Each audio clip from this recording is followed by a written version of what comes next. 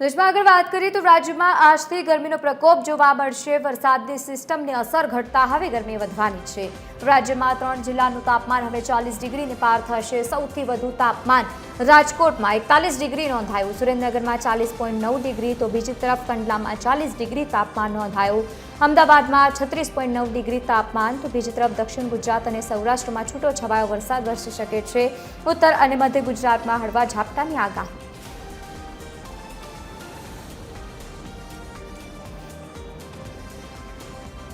તો આજ મુદ્દે સંવાદદાતા અભિષેક વાઘેલા આપણી સાથે લાઈવ જોડાયા છે। અભિષેક, હવે ગરમીનું જોર વધવાનું છે।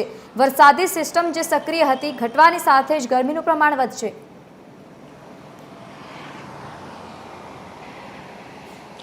બિલકુલ લવલી, વાત કરીએ તો જે પ્રકારે હવામાન વિભાગ તરફથી રાજ્યમાં સાર્વત્રિક વરસાદની આગાહી કરી હતી, જેનું મુખ્ય કારણ હતું કે એક સાથે ત્રણ જેટલી સિસ્ટમ જે છે તે વરસાદી સિસ્ટમ સક્રિય થઈ હતી, પરંતુ હવે એ સિસ્ટમ જે છે ક્યાંક સ્લો થઈ છે। એટલે કે સિસ્ટમ જે 3 સક્રિય હતી તેમાંથી એક સિસ્ટમ અત્યારે હાલ સ્લો જોવા મળી રહી છે અને તેના લીધે થઈને કહી શકાય કે હવે વરસાદ જે છે તે ક્યાંક વરસાદમાં આંશિક રાહત મળશે।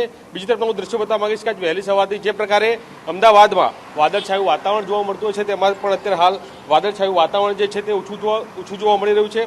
સાથે સાથે મહત્વનું કહી શકાય કે જે પ્રકારે હવે ગરમીનો પ્રકોપ જે છે તે પાછો જોવા મળશે। એટલે કે સિસ્ટમ જે છે તેની અસર અત્યારે હાલ ઘટી છે અને તેના કારણે હવે જે પ્રકારે વરસાદની સિસ્ટમ ઘટી છે અને તેના લીધે થઈને ગરમીનું પ્રમાણ જે છે તે હવે જોવા મળશે।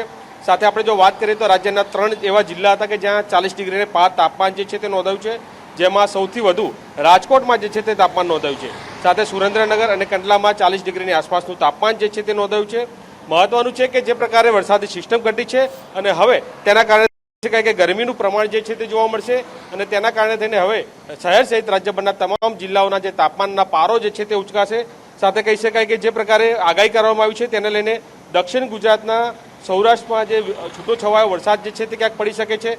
સાથે ઉત્તર અને મધ્ય ગુજરાતની જો આપણે વાત કરીએ તો તેમાં પણ ક્યાંક હળવા વરસાદી ઝાપટા સાથે વરસાદ જે છે તે પડી શકે છે। એટલે કે જે પ્રકારે સિસ્ટમનું સર્જન થયું હતું, સાયક્લોનિક સર્ક્યુલેશન થયું હતું, અરબી સમુદ્રમાં જે પ્રકારે ચક્રવાતનું સર્જન થયું હતું અને હવે તે અસરો જે છે તે ધીરે ધીરે ઘટતી જોવા મળશે અને તેના કારણે વરસાદ જે છે તે ક્યાંક પાછો ખેંચાય તે પ્રકારની માહિતી જે છે તે મળી રહી છે। સાથે આપણે જો રાજ્ય બહારની જો વાત કરીએ તો માત્ર 6 દિવસમાં 17 રાજ્યો એવા જે છે કે જ્યાં વરસાદ જે છે તે દસ્તક દીધી છે। સાથે દક્ષિણ પશ્ચિમ તરફનું જે મોન્સૂન જે છે તે હવે ધીરે ધીરે આગળ વધી રહ્યું છે। એટલે કહી શકાય કે જે પ્રકારે હવે વરસાદની સંભાવનાઓ જે છે તે હાલ ઘટતી જોવા મળી રહી છે।